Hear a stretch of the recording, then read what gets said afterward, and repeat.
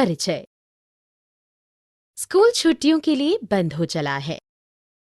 छात्रावास में हिमांशी, हेमा, जतिन तथा खुशी जैसे बच्चे अपने परिवार के सदस्यों की आतुरतापूर्वक प्रतीक्षा कर रहे हैं। ये सब परिवार से दूर रहे हैं। वे अपने परिवार के सदस्यों को चिट्ठियां लिखते रहते हैं।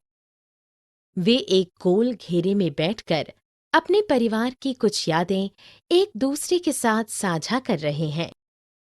आइए देखें कि वे हमें क्या कुछ बता रहे हैं। इस पाठ में आपको सीखने को मिलेगा कि परिवार भिन्न-भिन्न प्रकार के होते हैं। उद्देश्य। इस पाठ के अंत में आप निम्नलिखित सीखने में सक्षम हो जाएंगे।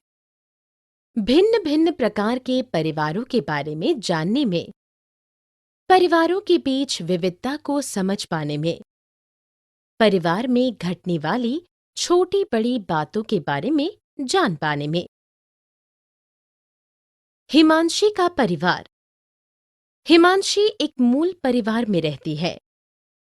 उसके परिवार में केवल कुल 4 सदस्य हैं: पिताजी, माँ, हिमांशी तथा उसका छोटा भाई। हेमा का परिवार। हेमा का परिवार एक संयुक्त परिवार है।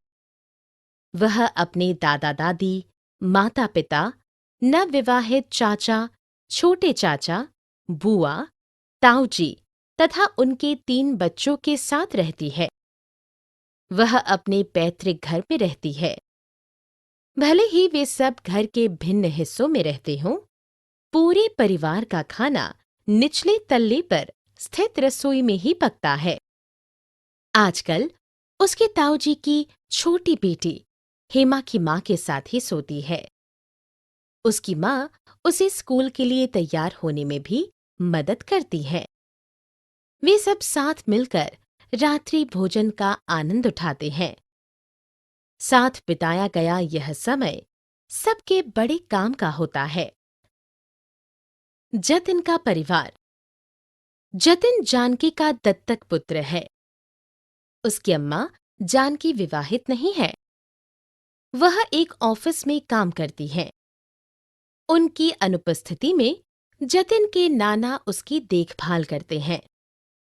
उसके नाना जी गृह कार्य करवाने में भी उसकी मदद करते हैं तथा ठीक समय पर उसे खाना खिलाते हैं। वह उसके साथ खेलते भी हैं। वे साथ-साथ दूर-दूर तक यात्राएं करते हैं तथा साथ मिलकर खूब आनंद उठाते हैं। कभी-कभी जतिन की मौसी और मौसा भी अपने बच्चों के साथ उनके घर आते हैं। वे आपस में खूब बातें करते हैं तथा खूब लंबे समय तक मजे करते हैं। खुशी का परिवार। खुशी तथा उसका भाई राजू अपने पिता के साथ रहते हैं। सुबह सब एक साथ घर छोड़ते हैं। राजू अपनी बहन खुशी को स्कूल छोड़कर कॉलेज चला जाता है। खुशी के पिता की एक दुकान है। अपराह्न में स्कूल से लौटने के बाद खुशी घर पर अकेले रहती है। उसके भाई के लौटने पर वे एक साथ दोपहर का खाना खाते हैं। संध्या प्रहर वे या तो टेलीविजन देखते हैं या कैरम खेलते हैं। सारांश। हमने जो कुछ सीखा है उसे संक्षेप में दोहराएं। परिवार अलग-अलग प्रकार के हो सकते हैं। परिवार में बच्चों तथा बुजुर्गों की देखभाल हो पाती है। परिवार के सदस्य एक दूसरे को बहुत प्यार करते हैं। अकेले रहने से ज्यादा मजा परिवार के साथ रहने में ही है।